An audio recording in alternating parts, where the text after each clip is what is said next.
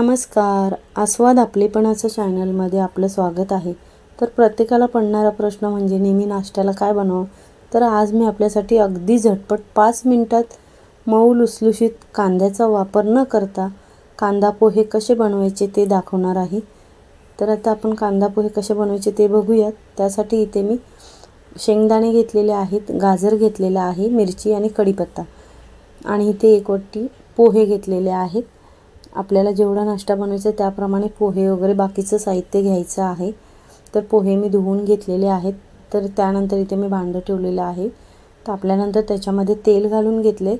तेल गरम झाल्यानंतर त्याच्यामध्ये राई, थोडंसं जिरं घालून घ्यायचं आहे आणि त्याच्यानंतर आपल्याला कढीपत्ता घालायचा आहे। कढीपत्ता घातल्यानंतर मिरची घालून घेतलेली आहे। त्यानंतर शेंगदाणे घालायचे आहेत। इथे मी गाजर घातलेला आहे, बारीक कापून तो सुद्धा घालून घेतले। चांगलं परतून घ्यायचे। शेंगदाण्याऐवजी हिरवे वाटाणे घेतले तरी सुद्धा चालतील। जर तुम्हाला अजून काही भाजी घालायची असेल तर तुम्ही बीन्स वगैरे सुद्धा घालू शकता। चांगलं मिक्स करून घ्यायचे आहेत आणि मिक्स करून घेतल्यानंतर आता आपल्या झाकण ठेवून 1-1.5 मिनिटासाठी स्लो गॅसवर वाफ काढायची आहे, म्हणजे आपला गाजर वगैरे चांगला शिजला जातो।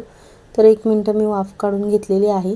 पुन्हा एकदा चांगलं मिक्स करून घेऊयात आणि आता मिक्स करून घेतल्यानंतर आपल्याला गॅस लो करून त्याच्यामध्ये हळद घालायची आहे। हळद घातल्यानंतर थोडीशी साखर घालायची आहे। गोडसरपणा आला पोह्याला की खूप टेस्ट येते छान अशी आणि परतून घ्यायचं आहे। त्यानंतर आपले पोहे चांगले मोकळे करून घ्यायचे आणि ते घालून घ्यायचे आहेत। पोहेसुद्धा आपल्याला चांगले आता त्याच्यामध्ये परतून घ्यायचे आहेत। तुम्ही अशा पद्धतीने हे आपले कांदा पोहे करून बघा, खरंच खूप छान लागतात खायला। तुम्हाला कळणारसुद्धा नाही की हे पण बिना कांद्याचे पोहे केलेले आहेत। जसे आपण कांदा वगैरे घालून करतो तशीच सेम चव लागते।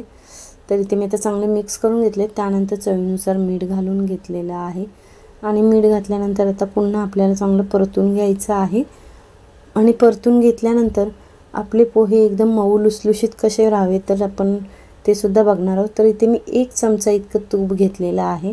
तूप घालायचं, त्याने आपले पोहे एकदम मऊ लुसलुशीत राहतात आणि चवसुद्धा खूप छान लागते। आणि मिक्स केल्यानंतर पुन्हा 1 मिनिटासाठी झाकण ठेवायचं आहे। 1 मिनिट झालेलं आहे। इथे बघा आपले मस्त असे पोहेसुद्धा तयार झालेले आहेत, छान असे एकदम लुसलुशीत। तर आता आपण वरून कोथिंबीर घालून घेऊयात त्याच्यामध्ये आणि मिक्स करून गॅस बंद करून घेऊयात।